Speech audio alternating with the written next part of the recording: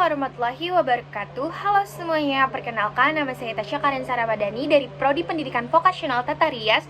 Pada video ini saya akan membahas mengenai teori perkembangan psikososial yang dikemukakan oleh Erik Erikson dengan fokus pada tahap identitas versus kebingungan peran yang terjadi pada masa remaja. Topik ini penting karena masa remaja merupakan periode ketika seseorang mulai mencari jati diri, menentukan tujuan hidup, serta membangun identitas yang akan memengaruhi kehidupannya di masa depan.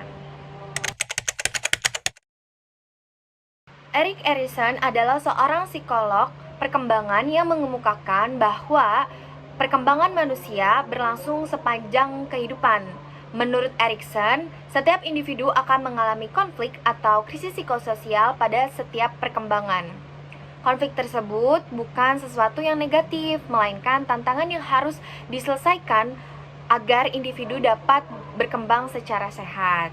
Erikson membagi perkembangan manusia ke dalam 8 tahap, mulai dari masa bayi hingga lanjut usia. Adapun 8 tahap itu di sini. 8 tahap perkembangan psikososial adalah yang pertama kepercayaan versus ketidakpercayaan, usianya yaitu 0 sampai 1 tahun. Kedua, otonomi versus rasa malu dan ragu-ragu, usianya itu 1 sampai 3 tahun. Ketiga, inisiatif versus rasa bersalah, usianya itu 3 sampai 6 tahun. Yang keempat, kerajinan versus inferioritas, usianya 6 sampai 12 tahun. Yang kelima, identitas versus kebingungan peran, usianya 12 sampai 18 tahun. Yang keenam, keintiman versus isolasi, dewasa awal. Yang ketujuh, generativitas versus stagnasi, dewasa madya.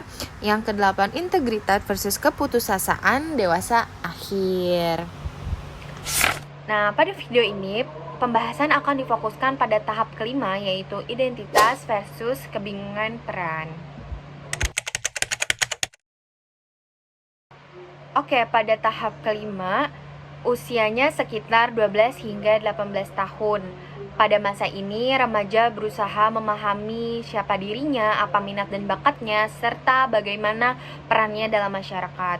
Beberapa pertanyaan yang sering muncul antara lain adalah siapa saya, apa tujuan hidup saya, jurusan atau pekerjaan apa yang ingin saya pilih, serta nilai dan prinsip apa yang saya yakini. Jika remaja berhasil membentuk identitas diri yang jelas, maka ia memiliki rasa percaya diri, tujuan hidup, serta kemampuan mengambil keputusan yang lebih baik. Sebaliknya, apabila gagal menyelesaikan konflik, remaja dapat mengalami kebingungan peran, ketidakpastian terhadap masyarakat, serta mudah terpengaruh oleh lingkungan.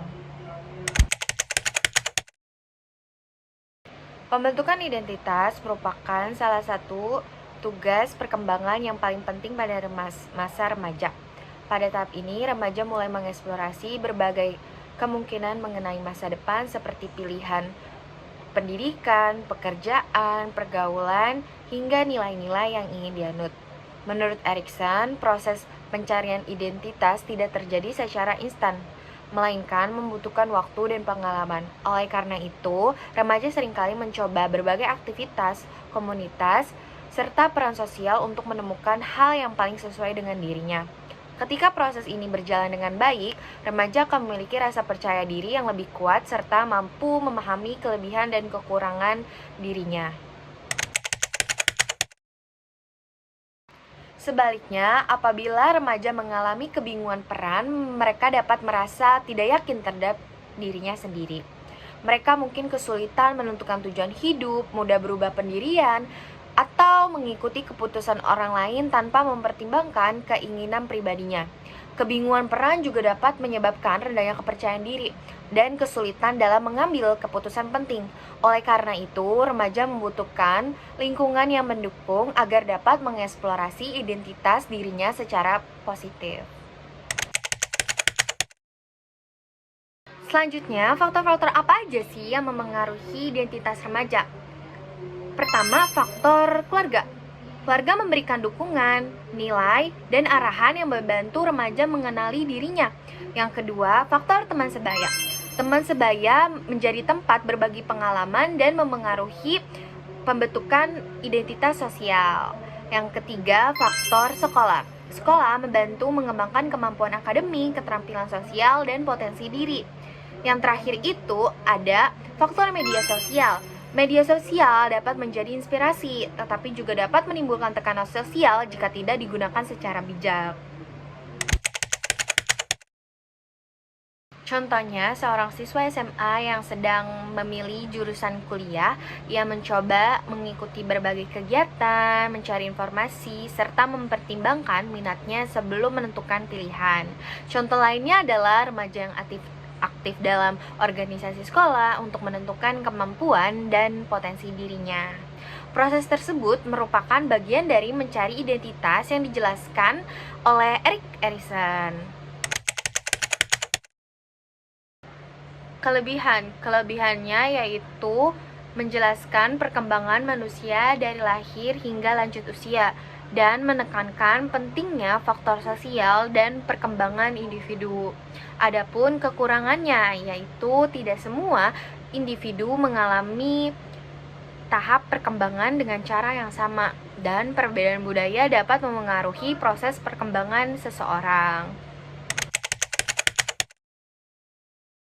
Berdasarkan pembahasan yang telah disampaikan, dapat disimpulkan bahwa teori psikososial Erik Erikson menjelaskan bahwa setiap individu menghadapi tantangan perkembangan pada setiap tahap kehidupan.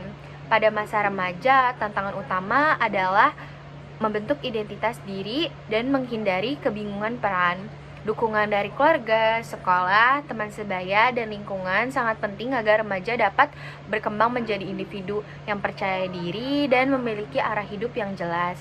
Sekian pemaparan dari saya. Terima kasih atas perhatiannya. Wassalamualaikum warahmatullahi wabarakatuh. See you guys.